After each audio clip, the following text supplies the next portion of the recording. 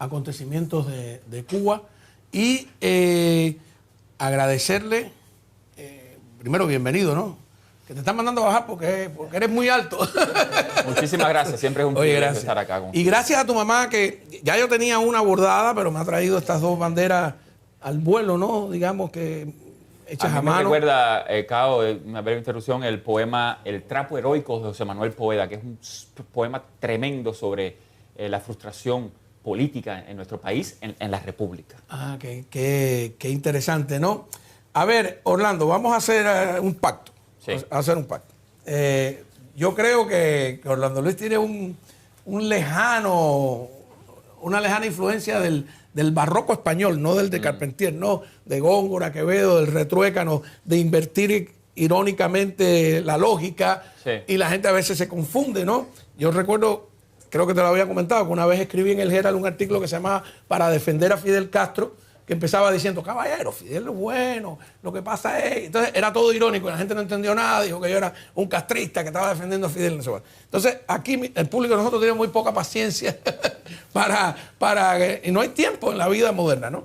Y hablar un poco directamente sí. de los pasos que el régimen castrista está dando y con los que pretende frenar cualquier, como tú dijiste la otra vez, que podíamos sentarnos a ver el muerto pasar frente a la casa. Yo no estaba tan seguro de eso. Y una de las cosas que ha hecho ahora es anunciar la liberación de, ¿cuántos? 2.000 presos, ¿no? Más de 2.000 presos. Pero ya Cuban Prisoner Defender y otras organizaciones han dicho, primero, que entre los liberados no hay ningún preso político. Ellos no han dicho que haya ningún preso político, no han usado ese término. Ningún preso político en los reportes de primeros indultados por el régimen cubano. Luis Manuel Otero Alcántara, que le queda nada más hasta julio para cumplir su sentencia, no está entre los liberados pasados y no creo que esté entre estos, etcétera. Le han permitido ahora que entre el barco ruso. Entonces, ¿cómo ves? ¿Qué está pasando? ¿Estamos confundidos? Sí, no... Bueno, Cao, lo primero es que yo veo que esto es una bola de trapo del régimen cubano, ¿no? Pero además una bola de trapo que ni siquiera es una bola escondida. Sería astuto el pitcher de primera base esconder la pelota a ver si puede tocar out a esta presión que se está montando sobre el régimen. Tú recordarás, mejor que yo probablemente, ¿no? Por tu labor periodística, la cantidad de veces que el gobierno cubano, para llamarlo como lo llama el Granma, ¿no? Consejo de Estado indulta 2.604 presos condenados, Granma, 19 de julio de 2019. Eso pasó sin mayores penas y glorias. Cuando la visita del Papa Francisco, también hubo del Papa Ratzinger, cuando la visita del Papa Ratzinger, también hubo una revelación. Cuando Obama, se comenzaba el arreglo con Obama, el restablecimiento de las relaciones diplomáticas, se liberaron también decenas de presos, algunos de ellos políticos, por cierto. Entonces, el régimen cubano... En 1977. Bueno, con James Carter. O sea, es una bola vieja que para tú poder liberar presos políticos... Tienes que tenerlo. Disculpa, para poder liberar presos, tienes Nunca que le tenerlo. Faltan presos políticos. Nunca le faltan. Yo creo que la administración Trump, yo creo que el secretario de Estado, Marco Rubio, que es una persona que conoce exactamente la naturaleza de este régimen, tiene que reaccionar a esta medida del régimen cubano como lo que es. No necesitamos liberación de presos. Necesitamos petición de perdón del régimen o un indulto verdadero, que no es la figura que se está tratando. La prensa está diciendo indulto, Cao, y no se trata de un indulto. O sea, el régimen no está diciendo te perdono. Es como que sales bajo una figura donde tú estás en veremos. Muchas de estas personas van a tener una vía de inmediata al exilio y queda abierta la puerta y quedan abiertas las cárceles para volver a ser llenadas. Las personas que todos queremos ver libres, que son los presos políticos, especialmente del 11 de julio, jornada de liberación en Cuba, 11 de julio de 2021, ninguno ha sido liberado. Se consideran enemigos del Estado y peligrosos, ¿no? Entonces, la administración, el secretario de Estado debería dejar claro que no necesitamos que el régimen vacíe una vez más sus cárceles de delincuentes o de personas sancionadas. Esa humanidad y esa benevolencia es problema local, interno del régimen. Necesitamos que en Cuba no haya cargos y prisión para personas que están pidiendo la libertad y el cambio de régimen en Cuba. Eso está más lejos que nunca por parte del régimen cubano ahora. Y la administración norteamericana debería responder de acuerdo. Tú haces un gesto de liberación de 2.000 presos, yo te pongo más presión encima, porque lo considero una burla por parte del gobierno cubano. ¿Va a reaccionar así la administración Trump? ¿Va a reaccionar así el secretario de Estado? Veremos, pero por lo menos lanzamos la idea. Usted libera a 2.000 presos políticos, se interpreta como un gesto de mala voluntad y de burla y de compra de tiempo a lo que queremos nosotros como exilio cubano y lo que quiere la administración Trump, que es provocar un cambio de régimen hacia la democratización de la sociedad cubana. Ahora, Marco Rubio utilizó un término que a mí me gustó, que dijo, bueno, el problema de Cuba es estructural. Es estructural. Y luego Rosa María Payá, que se reunió con él y dijo algo interesante, que es, sin libertad política no hay libertad económica, no hay progreso, no hay nada.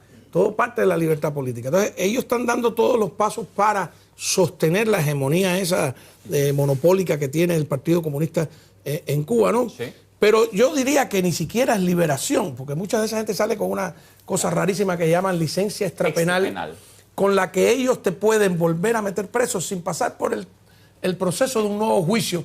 Se lo hicieron José Daniel Ferrer. A José Daniel Ferrer y se lo hicieron a Félix Navarro y a su hija. Sailí Navarro. Allí en Perico, Matanza, que no cometieron además ningún delito, fueron a ver, a hablar por otros presos que estaban allí. Porque Félix Navarro no hizo nada esta vez para que lo metieran preso, nada, opinar. Claro, de manera, no sé si decirte táctica o estratégica, ahora confundo, me pongo benedettiano. Sí, a mí esa discusión entre táctica y estratégica se la dejo a Benedetti, para que para enamore a adolescentes menores de edad con poemas de viejo. Yo sé que a Trump le gusta hablar de deal, y I do this and I do that, it's fine. I love Trump, no es problema. El tema es el siguiente, de ustedes, estoy hablando del régimen de La Habana. Voy a fingir que tomo o doy, pero de ustedes no quiero nada excepto el cambio de régimen estructural. Eso tiene que quedar muy claro. Puede tomar 3 semanas, como te dije un poco yo entusiastamente en la última vez que estuvimos yo por Zoom aquí contigo. Puede tomar 3 meses, pero no puede tomar más que eso, no puede tomar 3 años, porque el régimen de La Habana está pactando con Putin. Trump también tiene intereses geopolíticos que no le conviene abrir un frente de guerra. ¿Qué le habrá dado a cambio Putin para dejar pasar ese barco? Es un error estratégico, ahí sí es un error. O sea, no estamos hablando de... el régimen cubano está bajo presión y de repente en ese aislamiento del que habíamos hablado y habíamos considerado varias condiciones y posibles salidas, de repente aparece como una puerta abierta. Hay una alianza, no se trata del petróleo para Cuba, no se trata de aliviar la crisis humanitaria, se trata de que hay una alianza táctica que está enunciada por el ministro de Relaciones Exteriores ruso en Twitter, abiertamente. La amistad, ¿te acuerdas del término amistad indestructible entre Cuba y la Unión Soviética? Sí. Pues vuelve a surgir la indestructible Unión Soviética. Vuelve a surgir la indestructible amistad entre Cuba y Rusia. Se plantea en las redes sociales. Eso, Departamento de Estado de Estados Unidos, no me parece que es táctico permitir ningún tipo de alianza con el régimen cubano en su momento de mayor aislamiento. Fáctico.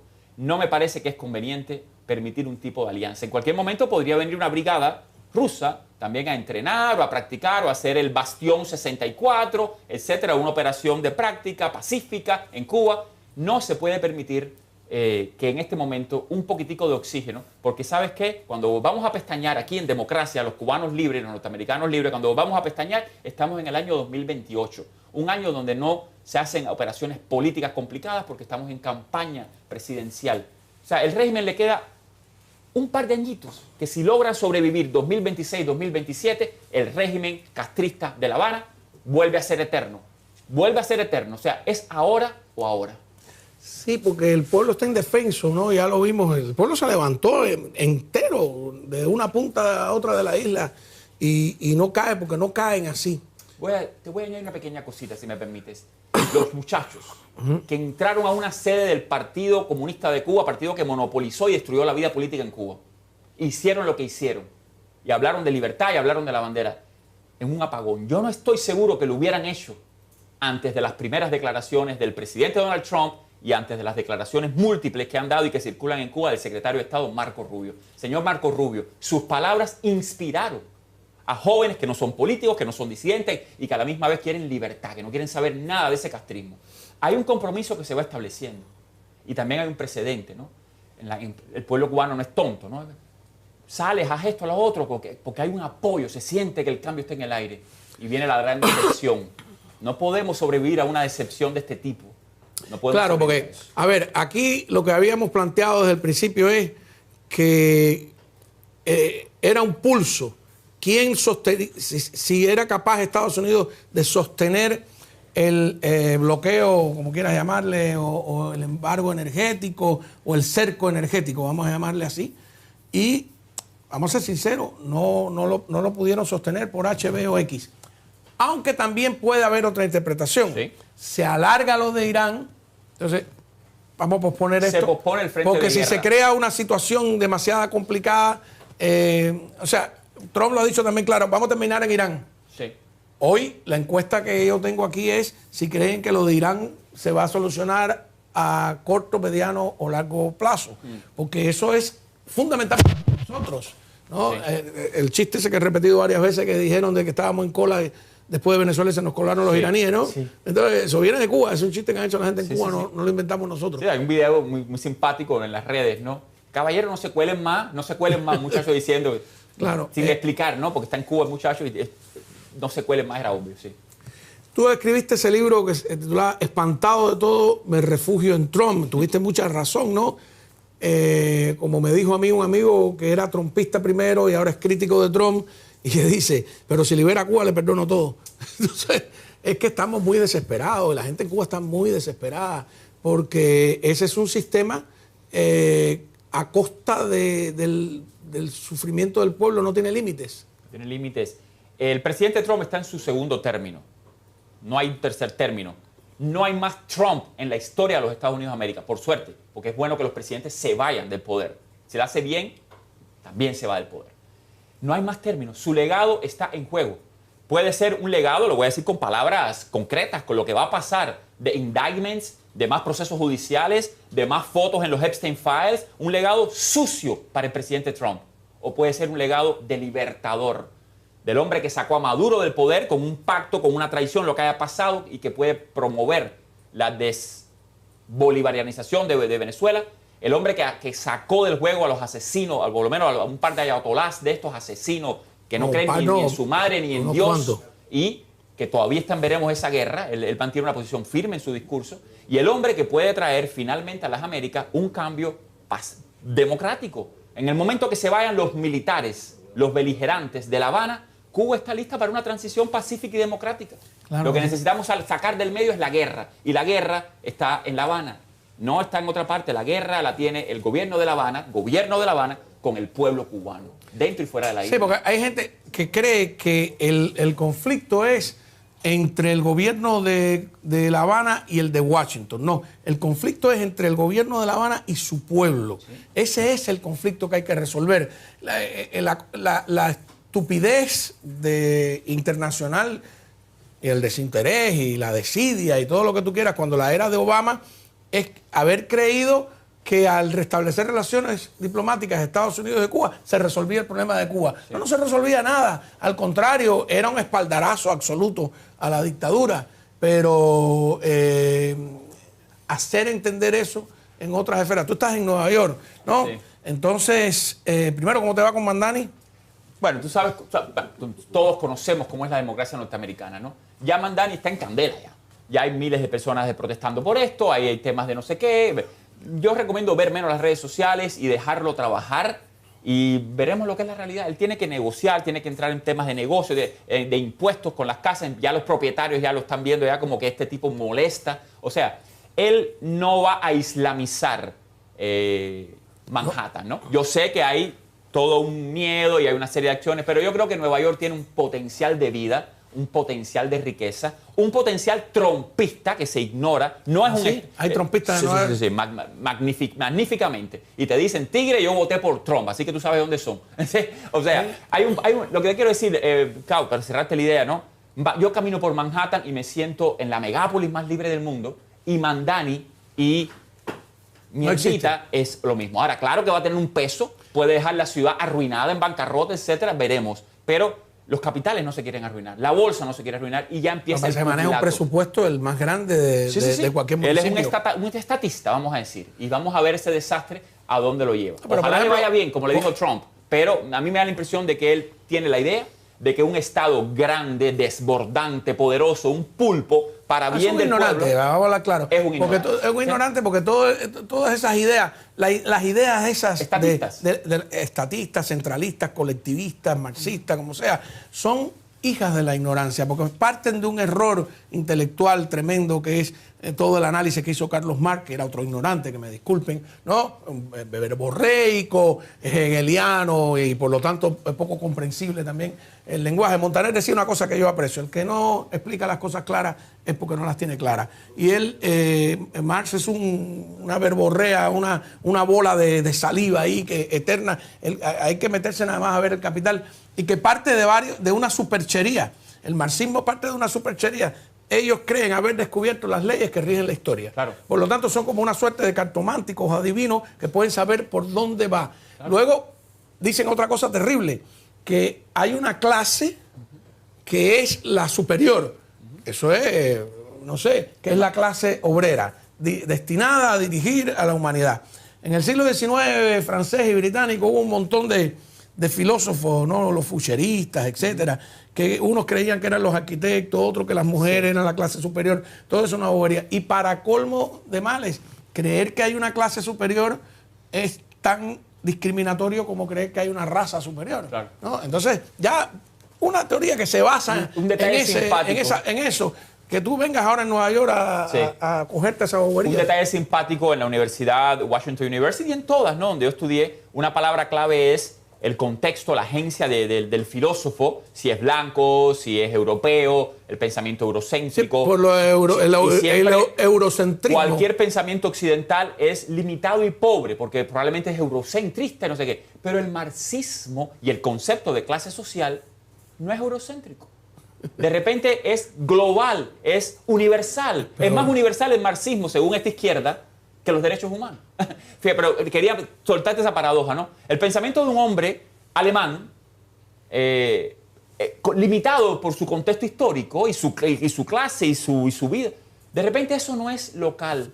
De repente sí se le da un cheque en blanco universalista, y sus ideas efectivamente son una ciencia histórica, y el que niegue la ciencia histórica... Ellos dicen que son el socialismo científico. Claro. ¿Tú sabes por qué es esa bobería del socialismo científico? Disculpe que nos vayamos por este tema. Porque hasta Darwin el mundo se con palabras. ¿No? Incluso los propios libros religiosos. Hasta Darwin, no, disculpa, hasta Newton, me equivoqué. Hasta Newton. Newton es el primero que explica el mundo con fórmulas específicas, ¿no? Y establece las leyes de acción y reacción, la ley de inercia, velocidad, y con una sola fórmula explicó cómo se movía el lanzamiento de una piedra y el movimiento de los planetas. ¿Sí? O sea, Newton se las trae. Entonces, eso enloqueció, porque como la física y la filosofía estaban unidas como asignatura en esa época, a todos los filósofos que quisieron encontrar una fórmula científica como la de Newton. ¿Sí? Y el marxismo va por todo eso. Marx y Engels, el pobre que le seguía la cuerda, creía haber sido el Newton de la filosofía, ¿no? Sí. Entonces, es un error del intelecto, es un disparate. Entonces, cuando tu alcalde allá en Nueva York dice todos esos planteamientos de casa gratis, de supermercados administrados por la municipalidad, está diciendo un montón de boberías, y yo de inteligente no le veo nada a eso.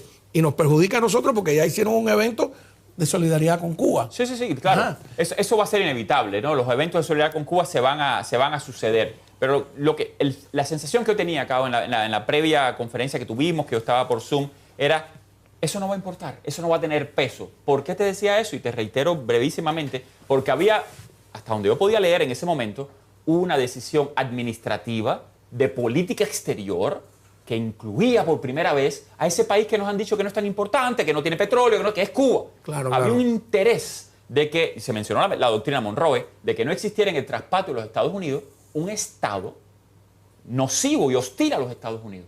A eso es a lo que me refería. Sí, claro, yo creo que tú estabas en el entusiasmo de que estaba todo el mundo, ¿no? A mí me han dicho aquí que el pesimista. Me estás diciendo ahora que hay 50 congresistas y senadores demócratas que mandaron una carta a Trump contra su política hacia Cuba. Esa batalla la están dando. Y lo que yo te decía aquella vez... Mira Granma que rápido sí. se puso contento. ¿Y Keynes está en eso?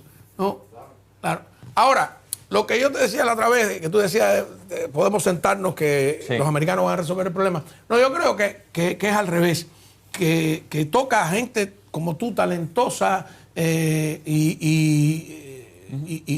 además que ha estado en el epicentro de todos estos problemas, a personas como Rosa María Payá, a los mismos que están ahora mismo en Cuba presos o en la calle. Hoy vi a Joanny Sánchez hacer un comentario muy interesante ahí cerca de Villamarista, que dice ella, mientras criticar, mientras oponerse sea ilegal en Cuba, pues todo está perdido, ¿no? Entonces, yo creo que hay que salir y decir, aquí estamos ustedes que son más jóvenes, dispuestos a producir un cambio, dispuestos a involucrarnos, a tirar ideas sobre la mesa y que no nos pase lo que vendió un grupo de republicanos también equivocados, ¿no? Porque los hay, ¿no? En Venezuela, de que es preferible pactar con Delcy porque lo que viene después es un desastre. Eso no lo pueden aplicar a Cuba y no. Hay una oposición en cada ciudad de Cuba. Hay opositores inteligentes en las cárceles ahora mismo, hay gente interesante en el exilio, hay gente como tú y como Rosa María y como tantos otros que están aquí, que están totalmente... Entonces, sí hay un futuro fuera del comunismo. Claro. Porque esa idea de que solo nosotros mantenemos el orden, no, ellos no mantienen el orden, ellos mantienen el desorden. Solo nosotros tenemos la cohesión, solo nosotros podemos garantizar que no se desborden las pasiones. No, todo eso es mentira. Y tiene que quedar claro... Solo ellos dividen al pueblo, solo ellos desbordan las pasiones. Solo ustedes fueron una anomalía en nuestra historia, aunque en su momento parecía eterna. Lo parecía desde la opresión, desde el control totalitario del Estado. Son ustedes los que interrumpieron la vida republicana, democrática del país. Y, por cierto, diezmaron la nación. La nación está en estampida. Hicieron algo peor, porque quien interrumpe la vida democrática es Batista. Y cuando Batista se va, porque ellos no triunfaron nada, ¿no? Cuando Batista se va y hubo una esperanza de recuperación democrática que ellos frustraron. Fíjate que la mayoría de la oposición al régimen castrista en un principio no es de batistianos, como yo decía, sino de las propias filas del directorio del 26 de julio, de los auténticos que eran de izquierda, ¿no? Y había una organización que se llamaba MRR, Movimiento de Recuperación Revolucionaria. Sí. Y la idea de que la revolución había sido traicionada, y es verdad. La revolución no se hizo en nombre del marxismo, no se hizo en nombre de nada de eso, se hizo en nombre de recuperar la Constitución del 40, de recuperar el curso democrático. Entonces es peor que haber sido ellos los primeros a interrumpirlo. Sí. Ellos mataron el sueño de los cubanos a golpe de radicalismo, de fusilamiento, de cárcel. Y eso está ahí, en nosotros que no lo vivimos. Oye, yo nací, esa gente ya estaba ahí y ya soy un viejo. O sea, es un sistema... ¿Cuál fue la escritora alemana que dijo que era más largo que el ciclo de vida? Sí. Es terrible, ¿no? Sí. Entonces tú dices, yo veo las fotos mías en discusiones. Ahora fui a Panamá, ¿sí? Donde yo salí por Panamá y he vuelto muchas veces. Y digo, hace 40 años, en junio va a ser 40 años que salí por Panamá. 40 años. Entonces dice, ¿y esto que es un exilio de 40 años? Cuando yo salí, recuerdo, mi tío me decía, llevo 30. Y a mí me parecía un mundo, ¿no? Pues entonces nos ha tragado, es una trituradora. Basta ya, tiene que... Pero ahora, ¿de qué depende, como decía? ¿Qué tenemos que hacer? ¿Cómo convencer a...? Yo creo que el 2026 ha traído una movilización de las energías. A veces es una crispación en redes, de la cual yo también peco. A veces es una emotividad. Pero eso no puede ser malo. Yo sentía como que había una duermevela y esa duermevela comenzó a despertar. Las declaraciones que constantemente desde el Air Force One ha estado dando el presidente Trump, las declaraciones que muy meridiana y claramente y con olfato político ha estado dando y los discursos el secretario de Estado Marco Rubio, a mí me sorprendieron y ya las dieron. Ellos son ahora responsables y coherentes con esas declaraciones y eso provocó un despertar en Morón, provocó un despertar en fuerzas escépticas, en fuerzas cínicas, en fuerzas de izquierda que no quieren el castrismo y en fuerzas de centro y de derecha. Yo creo que no podemos perder esa inercia ahora. Esa inercia que puede ser este programa, que puede ser el activismo en redes, el activismo en la calle, no se puede perder y también hay que empezar a poner, bueno, como con los mecanismos de representación democrática en Estados Unidos, dejar claro que estamos a la expectativa y que sí hay gente lista. Gracias a José Antonio de recordarme, Erta Müller, ¿no? La que dijo esa frase. Y luego, no, una cosa importantísima desde que conversamos hasta hoy, el diálogo fracasó. Claro. Esta liberación falsa, en el sentido profundo de la palabra, ¿no? Porque hay gente que sí está siendo liberada, ahí tenemos imágenes, pero no sabemos quiénes son, bajo qué condiciones, todo muy opaco. Es para tratar de recuperar el diálogo, porque ellos sí quieren el diálogo, ojo, pero a su manera, ¿no? A su manera, que no se discuta la sobrevivencia del sistema, etcétera. Pero hay una cosa clave, que hace falta alguien que llegue, no sé si Fran Calzón o algo que nos está viendo ahora, probablemente, que haga llegar a donde hay que hacerlo llegar. Que es que ellos publicaron, y lo tenemos por ahí, este proyecto económico social del 2026. No es un proyecto, es como rayos le llaman ellos ahí, por ahí teníamos el papelito, qué sé yo. Entonces, nosotros lo desglosamos y buscamos, a ver, programa económico y social de gobierno del 2026, sacan en abril, o sea que ya han perdido 3 meses. Sí. No, sí, es una cosa, pero lo sacan es una respuesta a Washington. Tú dices, bueno, a ver, mucho, va a haber reformas económicas. No hay nada. Punto. Por ahí yo tenía los artículos el otro día. Sí, sí. 1, fortalecer la empresa estatal. Sí. Y a los actores económicos no estatales, porque no le llaman empresa privada, sí, no, pues permitirle que participen bajo nuestra autorización y nuestra evaluación. O sea, que no va a ser el mercado el que diga si tuvieron éxito la empresa no estatal, sino ellos, ¿no? Entonces es un control total. Punto 2, fortalecer como tarea del Ministerio del Interior la lucha contra la contrarrevolución. Fortalecer a las brigadas de acción rápida. O sea, tú me vas a decir a mí que eso es una liberación económica, no política, no tienen el coraje siquiera de abrir la economía. Sí. ¿Por qué si en China o en Vietnam, ahí que... Objetivo 4, transformar, modernizar y desarrollar el sistema empresarial cubano, fortaleciendo el papel de la empresa estatal socialista, con énfasis en la integración en todos los actores económicos, ¿no? Y por ahí sigue, ¿no? Y una frase de Fidel abajo, está lleno de fotos de Fidel, etc. Y, o sea, lo desglosamos, pero yo digo, ¿lo habrán leído en Washington? Hay que asegurarse que lo lean. Claro. Hay que asegurarse. Hay que traducírselo. Hay que traducírselo, hay que asegurarse que lean las cuentas de Miguel Díaz-Canel con su posición de reto. Él dijo, todas las otras personas también del Ministerio de Relaciones Exteriores que han dicho que cualquier conversación, como bien tú dices, que cualquier diálogo con Estados Unidos no puede incluir como condiciones que van a tener que cambiar estructuralmente el sistema o que figuras y cuadros... No, y el monopolio del partido. Sí, para los que dicen que Díaz-Canel va a ser sacrificado, no, ellos han dicho claramente que no van a sacrificar figuras y cuadros, es lo que han dicho hasta ahora. Está dicho. O sea, el mensaje es un poco como Irán, que había una advertencia clara: no masacres al pueblo inocente de Irán. Y lo masacraron brutalmente.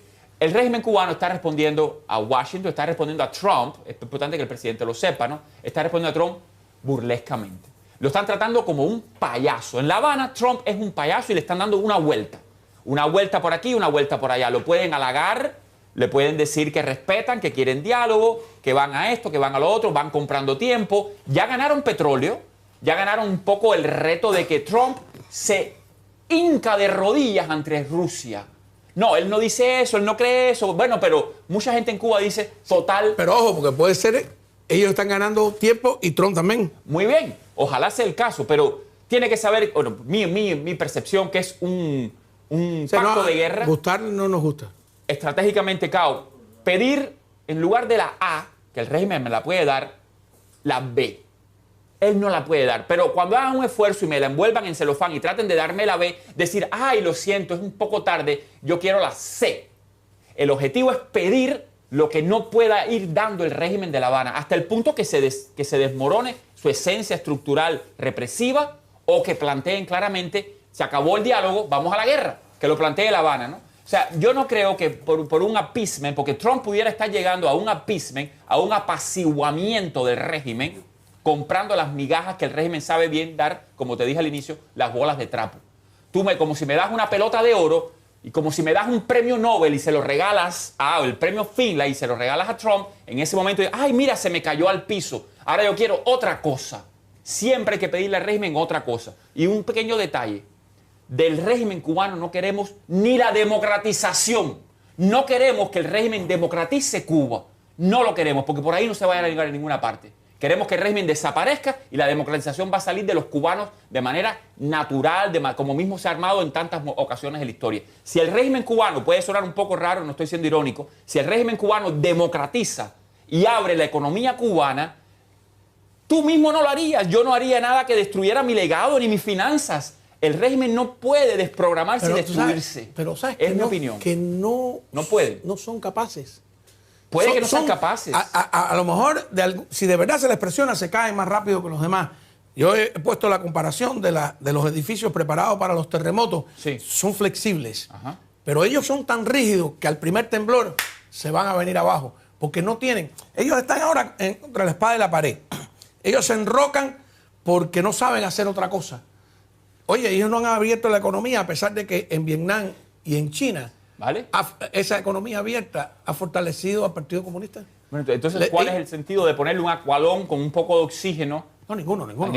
Vamos a pensar que se ha complicado el escenario en Irán de manera terrible. Bien. Van a morir más soldados norteamericanos, se van a perder piezas de aviones. Se cayeron. Y sí, entonces, no podemos pedirle a Estados Unidos, y es el mensaje optimista, que abra 3 frentes de guerra, que tenga... Entonces, en este momento, vamos a decir que el régimen cubano está en hold y que efectivamente el presidente Trump se puede dar el lujo de decir, no queremos que el pueblo cubano muera ni enferme, tomen el petróleo, denle la luz y la miseria de ese régimen fallido, désela, para cuando yo me vuelva a virar a ustedes en plenitud de facultades, con el Medio Oriente más o menos resuelto, con Venezuela más o menos en camino hacia una democratización, cuando yo me vire a ustedes, va a ser entre tú y yo nada más, a 90 millas. Y en ese momento no va a valer Putin, no va a valer nada, y van a tener que buscar una salida que tiene que incluir la salida del régimen, no la modernización del régimen, no las prebendas. Pero tú tienes toda la razón, porque fíjate que cuando las exrepúblicas soviéticas abrieron la economía desde el comunismo, claro. O sea, Bielorrusia, que tenemos ahí a Lukashenko, claro. Que tenemos en Turkmenistán, al loco ese que canta, en todas esas provincias y en la propia Rusia, se quedaron los mismos miembros del Politburó. Los secretarios del partido se quedaron en el poder y después lo pasaron a otro. Entonces, los mismos comunistas administrando. Yo decía que además no pueden decirnos que es una idea fascista.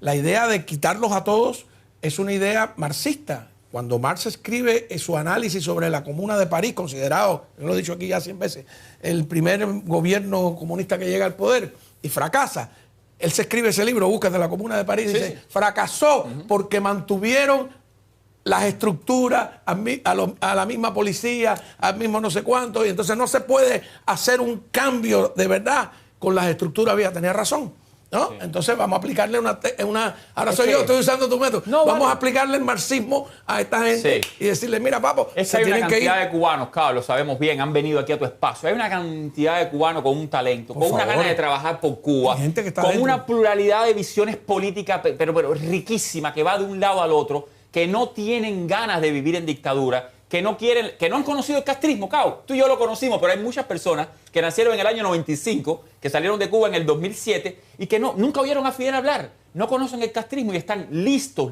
para participar en la vida económica, civil y cultural de Cuba desde la libertad. Por cierto, no tienen que enterrarse allí, ¿eh? El país va a ser también un país abierto y posnacional. Todo profesor que enseñe en la UNAM o en la Universidad de España, allí va a seguir trabajando. Simplemente voy 3 meses y trabajo en Cuba porque me pagan bien y vuelvo. O sea, un país que no tenemos que pensar ya como la finca. No, yo soy cubano, yo quiero morir. Bueno, yo quiero morir allí, pero eso es lo menos importante de mi vida, es mi muerte.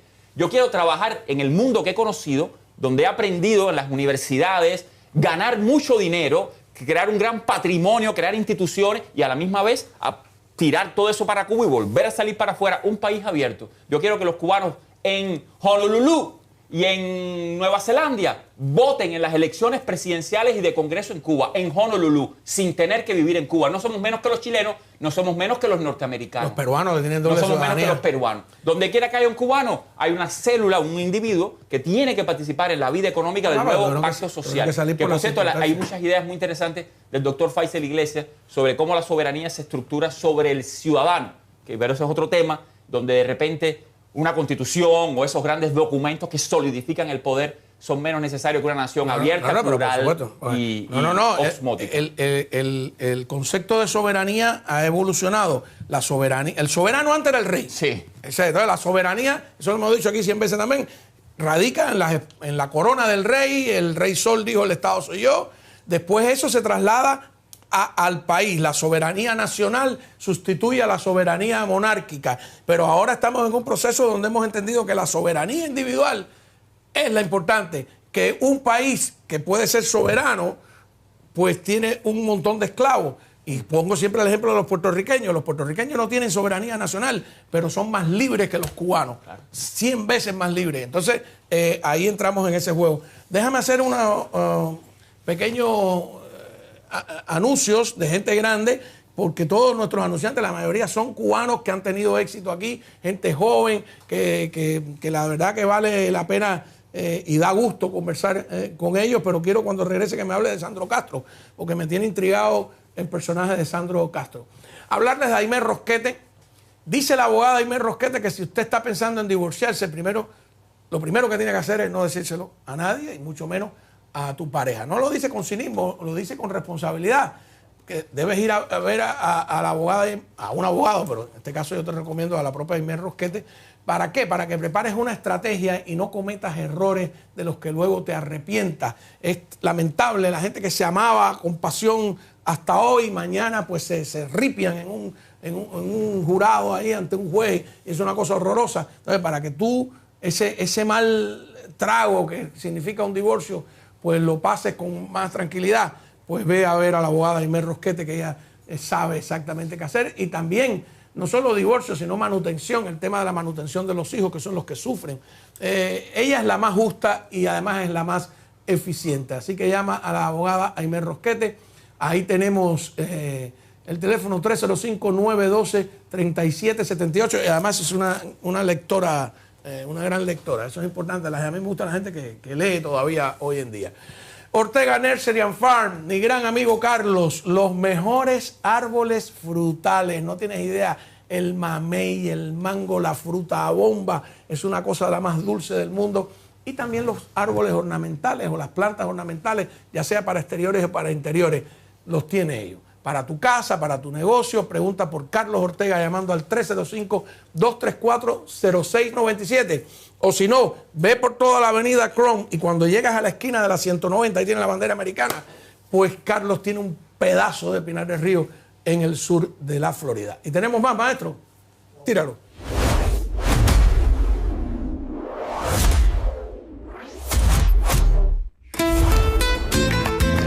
Esto es exquisito.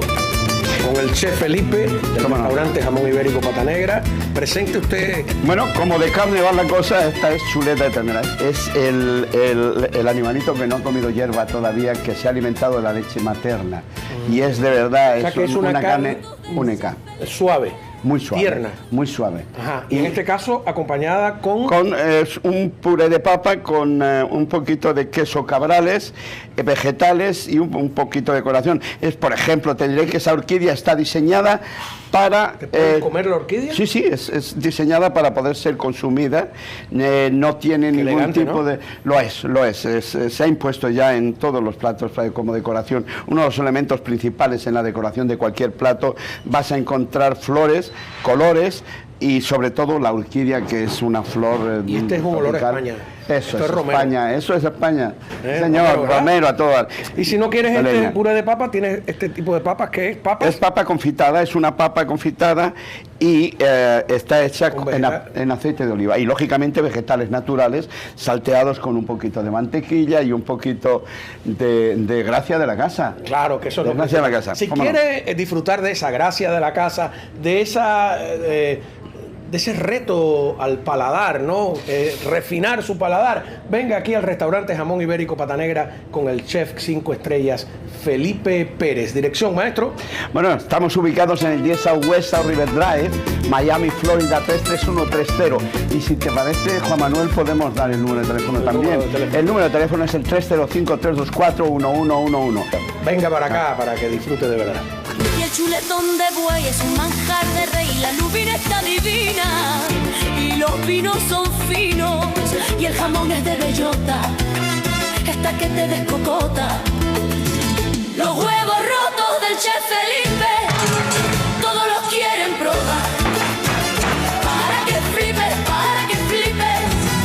con su sabor singular.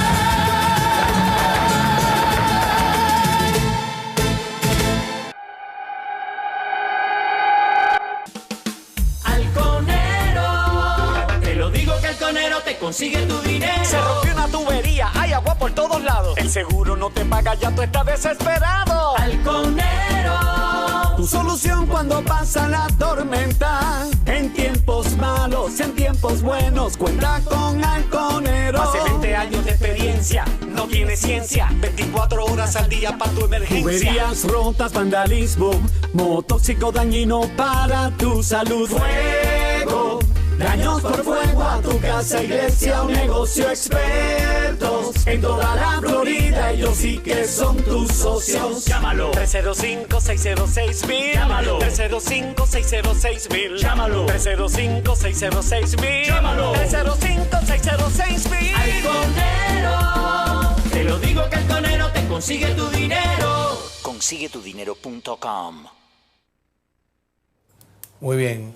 Seguimos hablando con Orlando Luis Pardolazo, escritor. Sandro Castro. Como diría Mariano, ¿qué volá con él? Hola con tu Sandro, ¿no? Sí, ¿cómo es la cosa?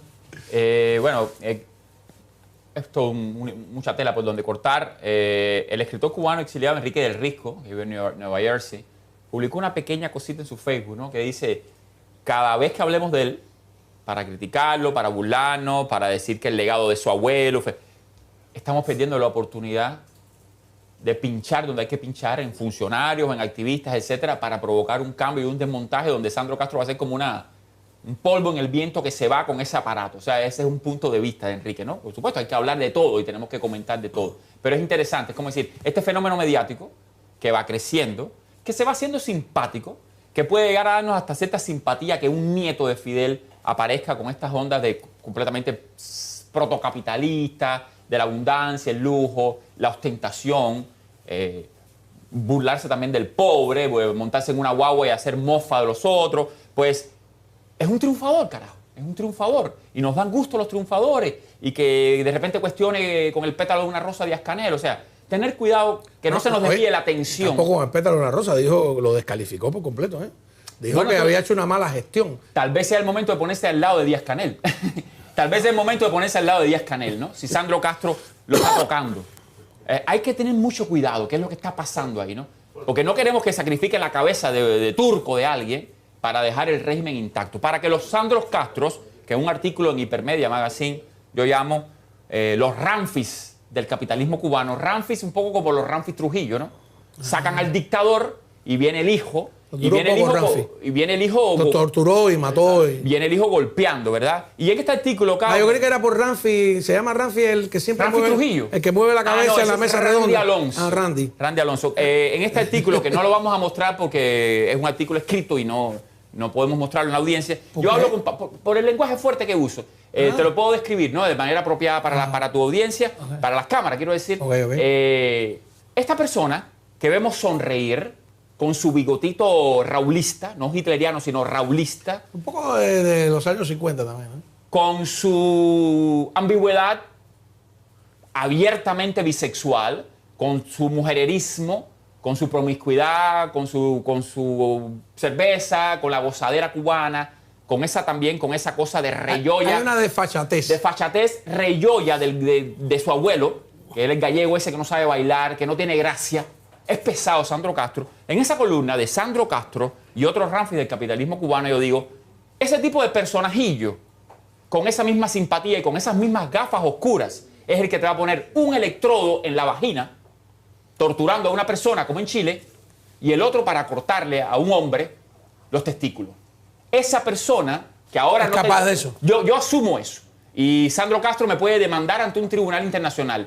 Los personajillos como ese, para mantener su poder, cuando toquen a la puerta, es el que se te aparece con grados de teniente o de capitán, el chilenito ignorante que se convierte en brutal torturador de Pinochet, por lo que sea. O el sargentico del Ministerio del Interior cubano que se te aparece y te impresiona, porque ya tú sabes quién es Sandro Castro y se te aparece, puede ser el policía bueno, yo voy a hablar con mi tío, yo voy a hablar con mi abuelo, no sé qué puede ser. O sea, esta figura no se puede confiar en ella. Esta figura que ahora pasa de manera divertida, que parece ser como una especie de escándalo mediático, yo la asumo, yo la quiero asumir y me gustaría que las personas asumieran a los Sandros Castro que vengan, porque deben venir otros, y ya están aquí, por ejemplo, en Estados Unidos están los Ramiros Valdeses y muchos otros. Están aquí. Ramiro asumirlo como... enfermo, ¿no? Bueno, asumirlo como el peligro. Porque ese es otro que lo sacan para dar Sí, miedo. sí. El peligro de personajillos que, llegado el caso, si tienen que poner los electrodos en la cámara de tortura, lo van a poner. No, yo no dudo nada de eso, pero Ramfis tenía una diferencia fundamental con este hombre, que es que su padre Trujillo lo había hecho, le había dado grados militares con 9 años de edad, y este es un poco como al margen de todo, de todo el mundo. Lo que me llama la atención, claro, la pregunta es, ¿él es un espontáneo o lo han mandado a decir todas estas cosas? Y entonces Díaz-Canel, la cabeza de Díaz-Canel tendría... Andrés Reinaldo dice que Díaz-Canel es un fusible, sí, ¿no? Que está ahí para cuando el voltaje suba, ¡pah! Estalla y los importantes se quedan ahí sin nada. Pero la disputa con el idiotita de Confilo, que nunca me acuerdo el nombre porque sí, pues, no quiero ocupar mi cerebro en cosas inútiles, él saca una crítica y dice algo que debe ser muy peligroso allí, que dijo que Sandro era el espermatozoide más veloz. Claro, entonces yo rápidamente saqué la cuenta y dije, bueno, entonces todos los hijos de Fidel, todos los hijos de Raúl son el espermatozoide más veloz también. Se está metiendo con la familia imperial y efectivamente parece que lo cortaron. Entonces, claro, la duda es, ¿a quién está jugando el rol que le ha dado los servicios de contrainteligencia e inteligencia? ¿Sandro o el otro idiota? ¿No? Sí. Eso no es una historia menor, ¿eh? No es una historia menor. Pero lo que estoy tratando de significar es lo siguiente. Digo, con la información que tenemos, tratamos de leer lo que pasa dentro del establishment con lo poco está claro, que tenemos. Está claro, ¿no? ahí hay que debatir de todo y hay que poner las cosas y a veces hay que jugar con un poco de ingenuidad. Pero el mensaje que me gustaría, soltarte así de primera y sobre la balanza es, usted está usurpando el espacio electromagnético cubano, como Confilo está usurpando un espacio que no le pertenece al Estado cubano. La televisión de un país no es del Estado de ese país. El Estado podrá crear 3 o 4 canales que, por cierto, siempre son mediocres, siempre son cooptados en España y en Nueva York. Pésima televisión. Cuando el Estado la coopta, trata de responder a una administración. La televisión de un país pertenece a su gente, a su pueblo, a los que pusieron el dinero. Después vendrán mediocridades comerciales, etcétera. O sea, dejar claro que lo que pase en la televisión cubana hoy, mientras no estemos en democracia, sigue siendo un fenómeno cooptado, sigue siendo un fenómeno que no puede hacer otra cosa que beneficiarlos a ellos. Aunque en medio del descoyuntamiento, porque no hay continuidad, lo que hay es descoyuntamiento, pues comienzan a pasar este tipo de disparates, este tipo de errores, de contradicciones. Forma parte del desmontaje, autodesmontaje de ese régimen, pero que puede tomar 30 años, que es lo que no podemos permitir, ¿no? O sea, ha habido errores, gente que ha hablado mal de Silvio cuando creyeron que estaban en cámara, pequeñas locutores que han sido tronados. Ha pasado eso. Pero eso pasó hace tiempo. Sí, ha habido ese tipo de errores que van pasando, ¿no? Pero esa televisión no nos interesa. ¿Qué diferencia entre la televisión de cualquier país democrático? ¿Qué diferencia entre la posibilidad de realizar este espacio, Kao Life, en cualquier barrio de La Habana o transmitirlo de forma tal que llegue a cualquier barrio de Habana como lo haces tú. Mucha gente que nos está viendo por Facebook, ¿verdad? Claro. El 40% de las o más que nos ve por Facebook nos ve. El cuartico que se estaba transmitiendo desde un cuartico de Holguín. Ese programa acá pudiera haber llegado a monetizarse y a recibir después el apoyo de un grant for profit o non-profit y construir una pequeña torre de transmisión y una pequeña empresa que iba a crecer y iba a poder apoyar. Nuestro país, o patrocinadores de la empresa privada. Nuestro país se merece mecenazgos, se merece personas que generen riqueza para el país. Y es lo que el régimen cubano no permite. No permite que la clase trabajadora se enriquezca, no permite que la clase rica sea rica. No creas chinos. Los chinos, que de vez en cuando son llevados a la cárcel y fusilados por el Partido Comunista Chino, no acaban de aparecer en Cuba. No acaban de aparecer los chinos ricos en Cuba, ¿no? Sí, hablando de ricos, yo tenía aquí una nota que la había escrito, pero se me ha perdido, de un personaje que yo siempre había oído hablar, ¿no? Y que ahora, mira, tenía todo yo la información, no sé por qué no me pasó ahí en el teleprompter, ¿no? A ver, por aquí lo escribí. ¿De qué nacionalidad de él? La condesa. Ajá, la condesa de Revilla y Camargo. ¿Nunca oíste hablar de eso? Sí. Yo creí que era un personaje fantasioso. Existe la condesa de Revilla y Camargo y pues ahora la entrevistó en España William Navarrete, que vive en París, ¿no? Y William va descubriendo personajes interesantes, ¿no? A ver, vamos de nuevo. Y es una... estaba ahí hablando de la esperanza de que Cuba se merece pues una nueva oportunidad, etcétera. Dice que en la casa de ella, que siguen siendo condes y siguen teniendo propiedades en España, porque Revilla y Camargo yo creo que son dos localidades de España.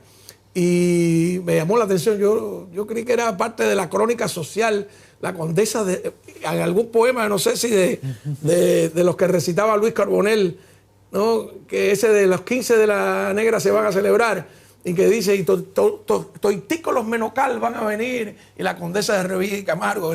Pues bueno, a William Navarrete felicitarlo, porque me parece que sacó un personaje súper interesante. Sí. Y quiero también hablar, que se nos ha pasado, y es lamentable, de gente que ha hecho cosas importantes, que es de Eduardo Palmer, que murió con 95 años esta semana. Tú sabes que Eduardo Palmer es realmente el que crea lo que luego los comunistas se cogen y crean el noticiero ICAI y ponen a Santiago Álvarez y todo ese tipo de cosas. Él tenía una cosa llamada cine periódico, que se ponía antes del 59, antes de las películas. Sí. Y tiene un libro maravilloso que se llama Mis 6 guerras. No lo conozco. Porque él cubre. Eduardo Palmer trabajó mucho tiempo aquí, colaboró con mucha gente, sí, con Salvador Blanco, con la... Y Lilo Vilaplana hace menos de un mes le hizo su última entrevista en vivo, ¿no? Y qué lúcido estaba con sus 95 años y se nos murió de repente, ¿no? Qué pena. Él fue el primero que me entrevistó a mí en Panamá, porque él trabajaba para un programa que tenía Jaime Bailey en República Dominicana. Jaime Bailey, muy delgado, muy jovencito, que se llamaba Planeta 3, que entrevistaba a todos los presidentes, etcétera. Jaime tendría 20 años, 22, 23 años, y vamos a ver a Eduardo Palmer aquí unos días antes de morir. Y se nutrió de dinero del narcotráfico. Las conexiones de Castro con el narcotráfico.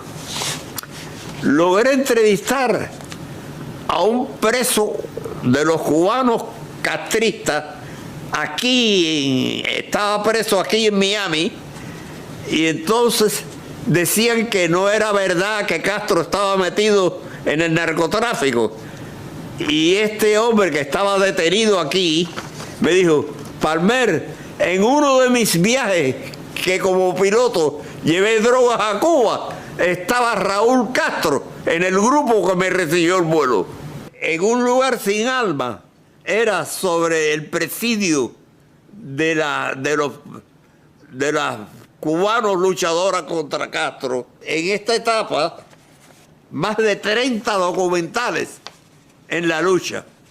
Conmigo trabajó también Salvador Blanco en los primeros documentales. Un individuo excepcional, simpático, buen cubano, extraordinario. Y Sí, lo recuerdo a Salvador y él haciendo mucho, pero su historia es más antigua, se llama Mis 6 guerras porque él cubre todo cuando Fidel Castro baja de la sierra y hace esa marcha musolinesca o hitleriana hacia La Habana, o sea que Mussolini hizo una marcha hacia Roma que imita de alguna manera a Fidel Castro y que estaba en su ADN nazi o fascista. Y Palmer filma todo eso, filma los fusilamientos, el horror, todo lo que va pasando. Entonces ya llega a La Habana desconcertado. Después está también en la invasión a Santo Domingo, está con la caída de Trujillo, cubre la guerra de Angola, o sea, pero se llama Mis 6 guerras. Un tipo muy callado, muy tranquilo, muy buena gente. Y la verdad que me dio mucha pena pensar que Eduardo Palmer, que el Hilo lo había entrevistado hacía tampoco, pues, es que a los 95 años, claro. Pero mira qué lucidez tenía ahí, ¿no? Y es terrible. Gente buena que se perdió Cuba. Sí. Gente buena, la mayoría de su vida la ha tenido que hacer en el exilio. Hablando de gente buena, tienes un nuevo libro para nuevos tiempos. Creo que estuvimos hablando una antepenúltima vez. Es el penúltimos libro. Días. Sí. Estamos en los penúltimos días. Sí. Olvidos y obituarios. Sí. Tuve la oportunidad de estar en España hace un par de semanas y presentamos el libro en una galería de Barcelona que la lleva una muchacha cubana. Ava Lab Art o Habana Laboratorio Arte, una galería que hace proyectos, que invita a artistas a tener una residencia allí, artistas plásticos básicamente, pero también escritores. Y ella me facilitó el espacio para hacer una presentación de este libro y también en que ya es también más conocida en la capital del país, en Madrid, la librería Arenales. Claro, Se pudo realizar allí. ¿En la calle Arenal? No sé bien cuál es la calle, ¿no? Ahí cerca de la Plaza Mayor. Sí. Pero no sabía que la calle no se llama así, se llama otro nombre, pero tal vez está cerca de la... yo tiré una piedra ahí. A ver. Sí, pues conozco muy poco Madrid, pero bueno, un lugar magnífico que va llevando Lester Álvarez, también un intelectual cubano. Y pues allí, pues se reunieron un grupo de cubanos y pude presentar este libro. Me gustaría mencionar el nombre, Cao, de Daniel Díaz Mantilla. Ajá. Daniel Díaz Mantilla y su esposa Surelis López son los editores, Surelis López, son los editores de este libro, un proyecto editorial nuevo, un nuevo proyecto editorial nuevo que me da mucho gusto cuando los cubanos exiliados, ellos viven en Cataluña exiliados, pues no se dejan atribular por la dureza de la vida. Estas personas tienen que trabajar en otros oficios, esto no es un medio de vida para ellos y sin embargo pues tienen un proyecto editorial bellísimo. Y yo quise contribuir con ellos, un poco proporcionando mi visibilidad, ¿no? Mi provocación, y pues este libro recopila un número yo le llamo olvidos en lugar de columnas, y la segunda parte del libro, un número de obituarios, aunque no son técnicamente obituarios, porque tantas personas, diciéndolo tú ahora mismo sobre Palmer, tantas personas se nos van muriendo, del mal y del bien, que a lo largo de los casi ya 20 años que ahorita que llevo escribiendo en los medios, pues siempre he estado... Cuando falleció el cardenal Ortega y Aramino, cuando murió el represor Irobel Sánchez, cuando muere el maravilloso Carlos Alberto Montaner, o sea, sin quererlo, no fue una intención, a lo largo de los años yo estuve hablando anécdotas personales y mis dolores y mi resentimiento también contra algunas de estas personas cuando murieron, ¿no? Entonces reuní 22 columnas de opinión, la última la cierra dolorosamente Alfredito Rodríguez, el Tiger también, o sea, a ese nivel de registro es, desde una lectura lírica más de clase media hasta una lectura completamente popular, alternativa, marginal. Todas esas personas, hay muchos más, ¿no? Son 22 nombres, más otras columnas de que yo hago una recopilación un poco de mi propia memoria y desmemoria, pues las puse en este libro que se llama Olvidos y Obituarios y que se puede simplemente como todas las cosas que se hacen ahora, ¿Y publicar en Amazon. ¿Dónde pueden conseguirlo? Sí, como todos los libros, Cao, que se están publicando ahora, tus propios libros, en Amazon. pues uno va a Amazon, pone mi nombre, Orlando Luis Pardolazo, o simplemente pone Olvidos. No conozco la pintura, pero parece neoclásica, como si fuera de David, ¿no? Bueno, es una pintura del siglo XVIII inglesa. No quiero ahora equivocar el nombre. Tiene una pequeña historia que te la voy a contar rápidamente. Yo no soy especialista de pintura, pero la elegí en Washington, ahí en el Museo de las Galerías de Arte en Washington. Y después, bueno, pues sirvió de portada. Ahí tú ves en esa portada, a lo mejor la podemos poner, una dama corintia y un guerrero. El guerrero, Cao, viene de la guerra. Parecen dos damas. Bueno, sí, hay algo de eso también. Es un chico y una chica. Él viene a buscar a su pareja, a su amor. Por una noche de amor, de deseo, de acompañamiento en medio de la guerra. Le han dado un permiso. Él viene con su lanza de combate. Estamos hablando de la antigüedad, ¿verdad? Pero llega a Cao tan exhausto, tan cansado, tal vez tan moralmente devastado por la guerra, que se queda dormido. Viene pletórico de deseo y se queda dormido ante su amor. Y la chica, la dama corintia, toma la decisión más grande que puede hacer alguien por su amor. Lo deja dormir, lo deja descansar. Es como... Pinta entonces con un pincel, y ese es como el origen del grabado, ¿verdad? El origen del dibujo. Pinta con un pincel la sombra de su amor, para cuando él se vaya a la mañana siguiente, probablemente a ser masacrado y a masacrar, a morir y no regresar nunca más, ella se va a quedar con una traza. Entonces ahí yo veo una metáfora también de la tragedia de los cubanos, ¿no? Ese encuentro siempre efímero. Me encuentro con unos cubanos en Valladolid, en Madrid, acá, pero siempre como que te veo y ya no te veo más. Con Carlos Alberto Montaner me topé una vez, después cuando lo vuelvo a ver, de repente ha muerto el gran cubano. Y es esa desesperación de encontrarnos, de querernos, de abrazarnos, y a la misma vez saber que no estamos en casa y que va a ser muy difícil a lo mejor volvernos a ver, a menos que vivamos en el mismo county. Claro. Entonces hay algo de eso en este libro y a mí me gustó mucho esa narrativa, que no la inventé yo, de este pintor inglés que hace un dibujo un poco, sí, clásico, de un amante que regresa de la guerra tan exhausto, tan devastado, tan dañado antropológicamente, diríamos hoy, que no puede ni siquiera hacer el amor, se rinde. La librería es Librería Arenal 21. Librerías Arenales. Arenales. Arenales, disculpa, sí, la librería Arenales porque está... Sí. Aquí hay una... claro. Es un proyecto que lo podemos encontrar en Instagram. Nosotros publicamos una directa en el canal de Hipermedia Magazine. Tú sabes que yo... está en Chamberí. En Chamberí.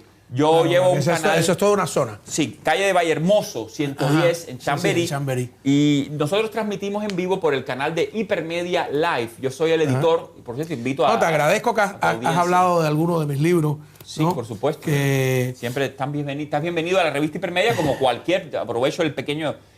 minuto respecto de la revista Hipermedia Magazine. Y sus canales están abiertos a cualquier intelectual o persona cubana que no se considere intelectual, que quiera compartir una memoria, un poema, un relato, una crónica. No hay que ser escritor para escribir. La literatura es demasiado importante para dejarle en manos a los escritores, aunque por supuesto nuestro archivo de libros se precia de tener de los mejores escritores cubanos incluido tu nombre. Es peor que dejarla en nombre de en manos de los agentes de artillería y esas cosas, o de los comandantes de la revolución.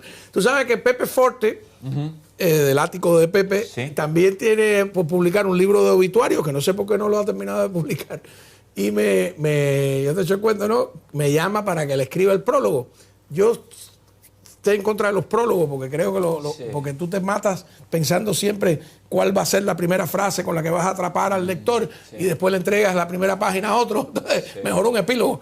Pero me pide que le escriba un prólogo de un libro obituario, y le hice su obituario. Oh, Dios mío. Y ahí no sé si se atreverá a publicarlo, ¿no? Interesante. Sí, claro. Una pequeña intervención del libro. Estoy seguro que va a ser un libro magnífico, el de Pepe Forte. Sí, ¿no? sí. Tiene igual lo que me dice, no, pero es que cada vez que voy a publicar se muere alguien importante nuevo. Bueno, déjame decirle, Pepe, querido Pepe, no va a parar esa Catalina. Acaba de publicarlo. La muerte forma parte de la vida y no va a parar nunca, ¿no? Yo en 20 años no pude parar. Amigos poetas, escritores, censores, figuras admiradas, eclesiásticas, disidentes. No para la Catalina de la vida que se renueva, ¿no? Sí, pero lo que sí para es el programa. Lo que para el programa, porque ya... sí, a ver, la encuesta. La encuesta era si la guerra de Irán va a durar poco. 42% de los 1.600 que participaron dice que va a durar poco. Más o menos, que es una categoría que yo tenía en último lugar, pero que 32% es una categoría no científica. Eso lo entendemos los cubanos. Y que va a durar mucho lo cree el 26% del público. Lo que te voy a invitar ahora mismo es a unos pastelitos del rey de los jugos de Hialeah. El rey de los jugos de Hialeah, como hoy es Viernes Santo, nos trajo pues ese filete de pescado espectacular que él prepara con tostones, porque tú sabes, el filete, pero vamos a darle el toque cubano, tostones, con gris, etcétera. Tenemos jugo de guanábana, por ejemplo. Tiene jugo de guayaba, que eso no, casi nadie tiene eso aquí. Jugo de mango, que es espectacular, de todo. Así que nada, muchísimas gracias al rey de los jugos, como ustedes saben, está ahí la dirección. ¿Quieres tirarle a la ranchera o no la tiene? Un segundo. ¿Sabes que mañana paso por Hialeah y voy a ir a ver? Dale, ponle la dirección para que él sepa dónde ir ahí. ¿No? Y además, si tú... La ranchera con dirección. Adelante. No necesito palacio, desciendo de un Siboney. Mastícalo bien despacio porque Rodolfo es el rey. Yo soy el rey de los jugos de piña, mango y mamey. Otros sabores con jugo y yo sigo siendo el rey. La completa nunca fue tan completa como con el rey de los jugos. Oye, muchísimas gracias. ¿Te quedas por acá un rato? Sí. Me voy el domingo, pero mañana voy a una lectura de, no te robo más de 30 segundos, de Legna Rodríguez, escritora cubana, en la Biblioteca Pública de Hialeah. Son unas cuantas cuadras más arriba del rey de los jugos, pero de que voy. Y me llevo todos los escritores que pasen por ahí, me los llevo para... Pues oye, ya sabes, Rodolfo, tienes ahí a los intelectuales que gastan poco y comen mucho, así que... Muchas gracias. ¿Qué más? Dime. ¿Qué vas a ponerme ahí? El billete nuevo que sacaron. Pero tú me dices, ¿de Celia Cruz? Dice Alain que no se puede pagar con eso. De 0.5. Medio peso. Ese Randy. No, porque eso es una broma, evidentemente, porque lo que están haciendo es al revés. Han creado un billete de 5,000 pesos porque tienen una inflación enorme que tratan de ocultar y que la gente entonces se les hace muy difícil porque tendría que ir a comprar un pan con un fajo de billetes. Y pusieron la desagradable cara de Celia Sánchez ahí en el billete. Y tienen uno también de 2,000, creo, que pusieron a ¿qué? ¿A otras mujeres? No, pusieron a la más, hipócritamente, como usan los símbolos nacionales, usaron a Mariana Grajales, creo. Que ese es un detalle, que no había ninguna mujer nunca en un billete cubano. No recuerdo. Sí. Así aparecían como transparencias, como filigranas, como fantasmas. Sí. Porque Celia estaba en el billete, no recuerdo si de 50 pesos, como filigrana, como transparencia, pero no como los rostros principales. Lo hubieran dejado ahí, era mejor. Muchísimas gracias a todos ustedes y nos vemos el lunes. Si no pasa nada el fin de semana, si pasa, nosotros aquí salimos al aire inmediatamente. Suerte.